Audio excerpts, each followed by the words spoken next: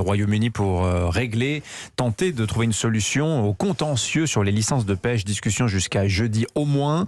Hier, Boris Johnson a indiqué que malgré la menace française de sanctions, sa position ne changerait pas. Est-ce que ça sert encore de négocier avec les Britanniques ? Bon, d'abord, il y a un sujet qui est simple. Il y a un accord qui a été signé entre l'Union européenne et le Royaume-Uni, notamment sur la pêche, qui prévoit que les pêcheurs français qui pêchaient habituellement dans les eaux britanniques, notamment autour de Jersey, puissent le faire.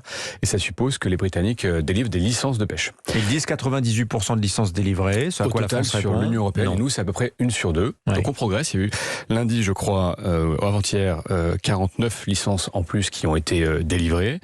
Et donc, il y a une négociation jusqu'à jeudi sur ces sujets et sur d'autres pour voir comment on peut avancer. La négociation est en cours et j'ai eu l'occasion de parler avec mon homologue britannique il y a 2 soirs. Je peux dire que l'état d'esprit est constructif sur le sujet.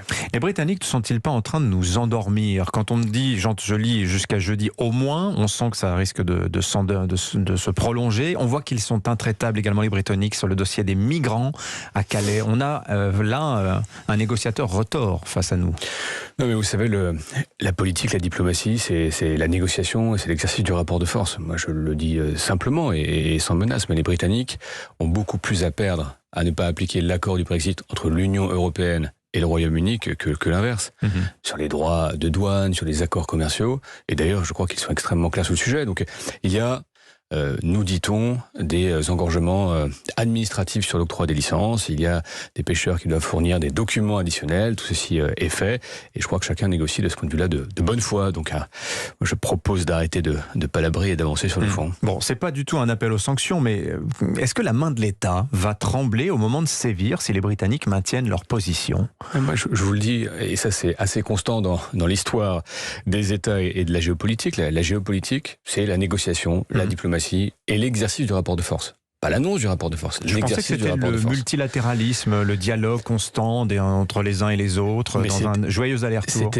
C'est évidemment souhaitable, et on voit bien d'ailleurs que sur beaucoup de sujets, le multilatéralisme est la solution. Le sujet du climat, personne n'y arrivera tout seul. Oui, donc, sauf que là, c'est très... se mettre d'accord à plusieurs. Oui, mais là, c'est bilatéral. La France, pardonnez-moi, mais la France, sur ce dossier de la pêche, comme sur d'autres, en appelle à l'Union européenne, et à chaque fois, la France se retrouve seule. C'est pas bilatéral, non. Sur l'affaire des sous-marins également, on a vu. Alors, l'affaire des sous-marins, c'était bilatéral. C'était un contrat signé entre la France et l'Australie. Sur le sujet de la pêche, c'est un accord entre l'Union européenne et le Royaume-Uni. Oui.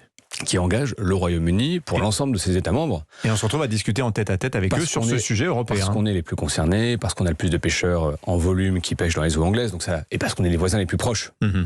La géographie demeure en quelque sorte, même après le Brexit. Donc on va continuer de discuter avec eux de bonne foi et essayer d'avancer d'ici à jeudi. Bon, c'est la COP26.